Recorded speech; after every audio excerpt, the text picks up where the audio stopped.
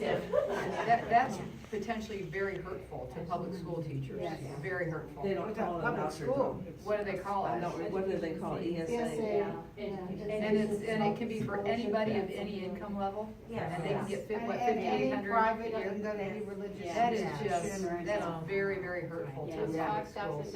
Yeah. $5,800. It shows no what matter happens in one bad year. We got the wrong legislature last time, and, that was bad. We can't let that happen again.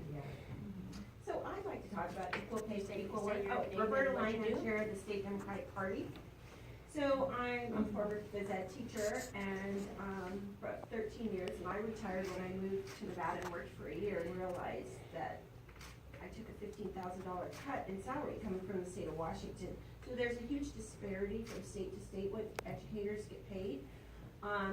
And then second, but what I want to talk about in my field of phys ed, so every department has a chair, and phys ed is one of those departments where whatever the men's football team wants or the men's basketball team or whatever, it kind of tells everyone else what you're going to do.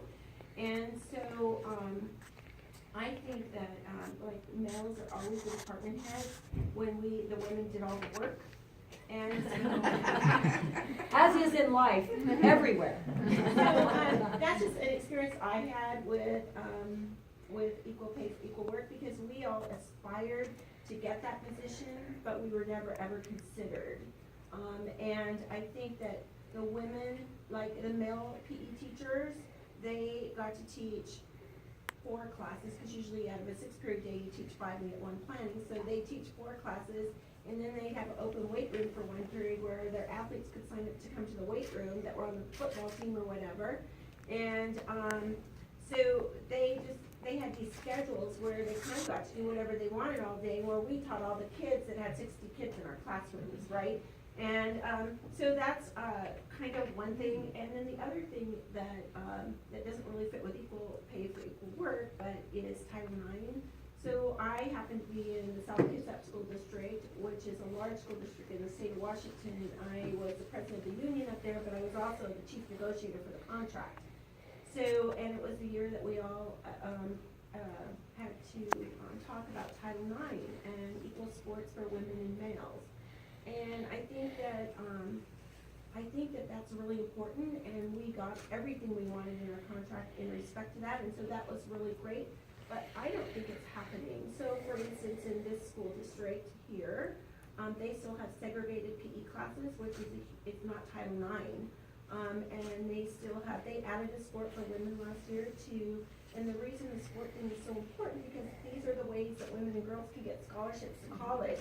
And so the sport that they added for women in Clark County School District was football, flag football.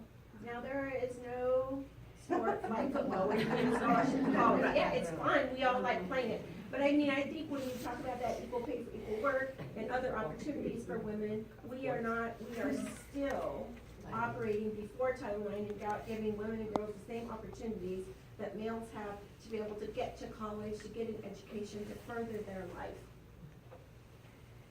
So I'm gonna make this observation as somebody that, I'm not old, but I am seasoned, that attended school before Title IX. And people don't realize that there really was a time that we didn't even have equal access. But Right. the reality of it is, as you were saying, is that football games are much more popular than women's basketball or women's football. And legally, you can bring challenges at a local level about the amount of money that's being put into these programs. But we need to do culture changes, and it needs to happen at a very grassroots level. And I think one of the ways to do it and to bring it about is to talk about opportunities for young people. Everybody focuses on the local high school football player, but for women to have scholarships and athletic opportunities, you need to invest in it. And that takes a culture change.